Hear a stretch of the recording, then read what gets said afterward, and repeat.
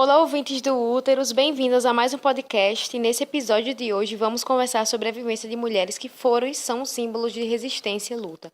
De forma histórica, vamos falar sobre a francesa Joana d'Arc e, trazendo para o contexto local, vamos conversar também com a instrutora de autodefesa feminina Ioana Cerqueira, com a estudante de Ciências Sociais e praticante de Muay Thai Franciele Wilson. Eu estava no meu 13º ano quando ouvi uma voz de Deus me ajudando a governar a minha conduta. Todo homem dá a sua vida pelo que ele acredita. Toda mulher dá a sua vida pelo que ela acredita. Há pessoas que acreditam em pouco ou em nada e ainda assim dão suas vidas por esse pouco ou por esse nada. Tudo o que temos é a nossa vida e a vivemos como acreditamos que devemos vivê-la. E então ela se vai. Mas renunciar ao que se é e viver sem acreditar em nada é mais terrível do que morrer, mais terrível até do que morrer jovem. Em nome de Deus, os soldados vão lutar e Deus lhe dará a vitória. Essas palavras foram ditas por Joana d'Arc por volta de 1453, quando ela tinha apenas 16 anos de idade. Nessa época ela era camponesa e até então ela se comportava de acordo com os papéis sociais impostos às moças e às mulheres da Idade Média, que eram passivas e submissas. Então, Joana d'Arc, ela começou a ouvir vozes aos 13 anos de idade, e essas vozes diziam para ela que ela deveria se manter piedosa e donzela, e, segundo ela, essas vozes eram divinas, e eram ditas pelo arcanjo São Miguel, que era um protetor do reino de Borges, que era parte da França que sofria ataques dos ingleses na época, de Santa Catarina, que foi uma princesa que se recusou a casar e foi presa e julgada, e de Margarida de Antioquia, que era uma santa virgem que protegia as mulheres que estavam prestes a dar à luz. Mas já ao completar os 16 anos, ao invés de mensagens que lhe aconselhavam a se manter recatada e piedosa, a camponesa passou a ouvir de seus protetores que ela devia ir ao encontro do Delfim, que seria, na época, o herdeiro do trono da França, e que ela fizesse com que ele fosse coroado em Reims, salvando assim o reino dos invasores ingleses. Essas vozes que mudariam para sempre a sua história e a história do mundo. Um comentário pessoal é justamente entender que a história foi escrita por homens e para homens, né? Assim também como a formação da sociedade. Então, questionar também essa visão de que Joana precisava ser instruída por vozes para que ela pudesse fazer parte de um exército. E até mesmo, tipo, questionar até que ponto isso não desqualifica todo o papel que ela teve dentro da história. É exatamente isso, Rose. Ela ficou à frente de um exército de 100 mil homens, salvou a França da Guerra dos 100 Anos e a história retrata ela como uma pessoa médio ou uma mulher louca. Então é importante destacar que Joana, ela, apesar da história retratar ela como uma mulher que ouvia vozes, que ela foi uma mulher de atitude forte e que também agiu. Ela foi procurar o Delfim, que com muita insistência atestou com inúmeras perguntas, finalmente aceitando seus conselhos. Depois de comprovar que Joana havia falado, o herdeiro do trono da França a colocou à frente do comando do exército francês na Guerra dos 100 Anos. Joana, ela combateu os ingleses de forma brava e estratégica, o que não era esperado para uma mulher na época. E assim ela conseguiu, se eternizar na história como uma heroína de guerra e até mais tarde ser nomeada como Santa Francesa.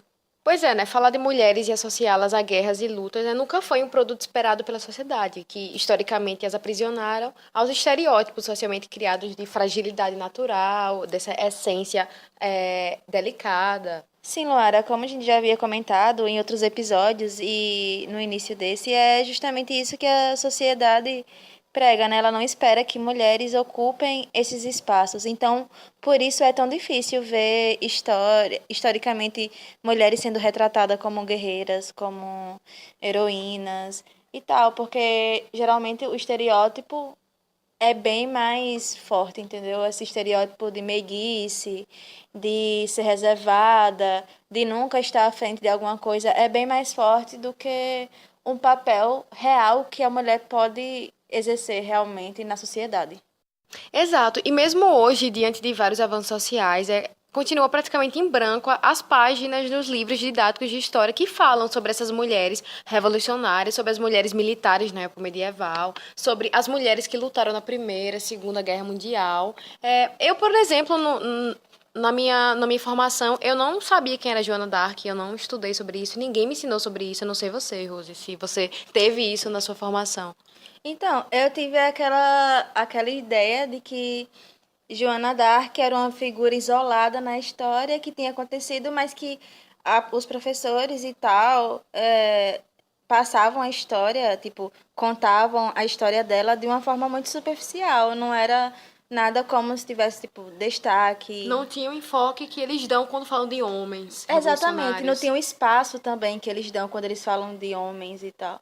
E esse apagamento histórico é só mais uma das armas que o patriarcado usa, que além de tirar a importância histórica dessas mulheres cria o sentimento também de escassez de inspiração pra gente em sociedade.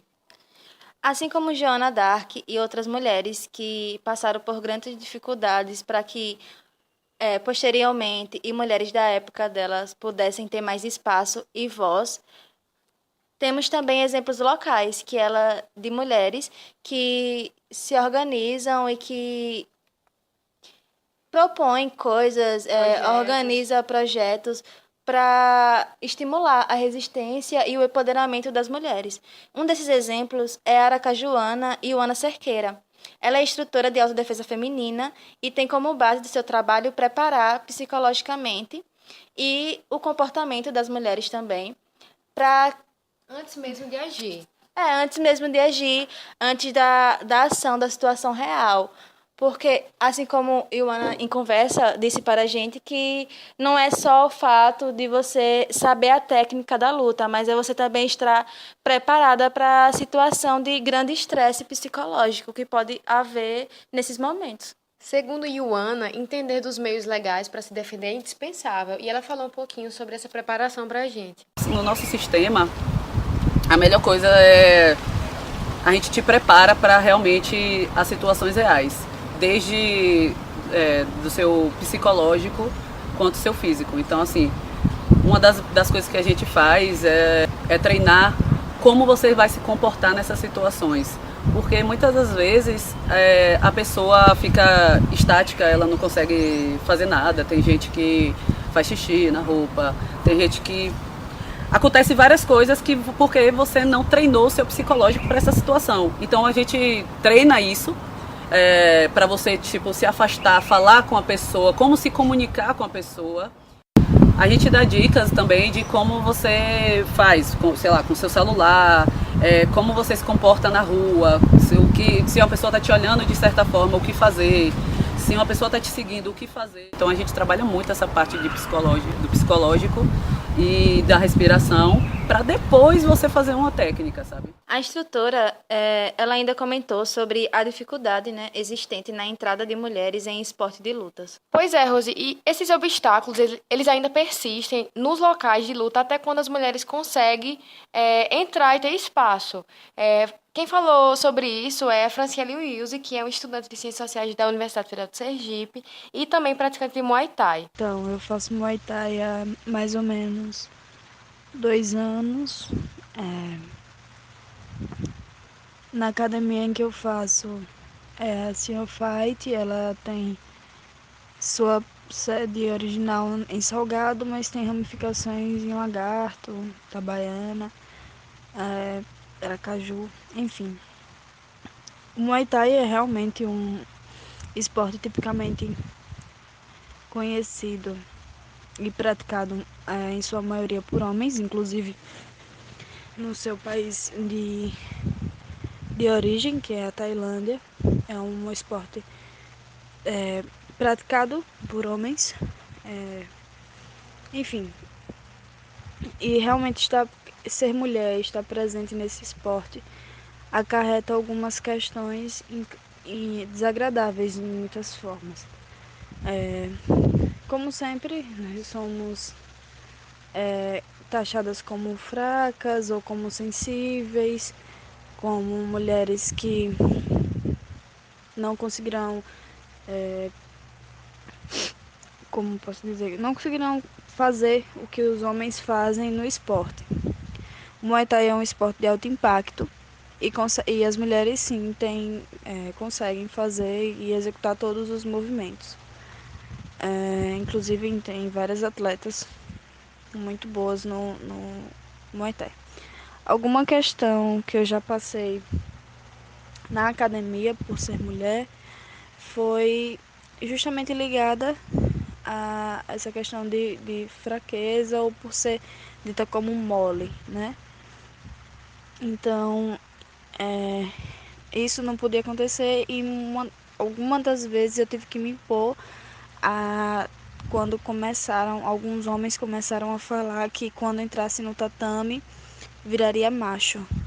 E eu sempre desfiz essa frase e disse que quando eu entro no tatame eu continuo mulher sim. E enquanto mulher eu consigo e continuo conseguindo executar todos os pré-requisitos do esporte. Enfim, é isso. E com esse objetivo de diminuir a distância entre artes marciais e mulheres, e levando em conta o sucesso da última oficina de autodefesa feminina, ocorrida em Aracaju no dia 23 de setembro de 2017, vai ocorrer posteriormente a terceira oficina, que, segundo a instrutora Ioana, já está sendo pensada. Para ela, é importante entender que os ensinamentos aprendidos são levados para a vida toda da mulher e que ajudam na resistência do dia a dia. Tanto Joana d'Arc quanto mulheres atuais que lutaram e lutam para criarem uma sociedade mais segura para outras mulheres conviverem são importantes símbolos de resistência e muito importante para a história que ainda vamos construir na luta e empoderamento da mulher. Porque é através de exemplos como esse que a cada dia mais vamos conquistando mais espaço e conquistando mais voz e mais segurança para impor opiniões e chegar e adentrar lugares. E é depois de explanar essas histórias e conversar sobre elas que chegamos a mais um fim de um podcast Úteros. Nos próximos episódios vamos falar um pouco mais sobre mulheres regionais que também lutaram e que foram também influentes para a construção da nossa história.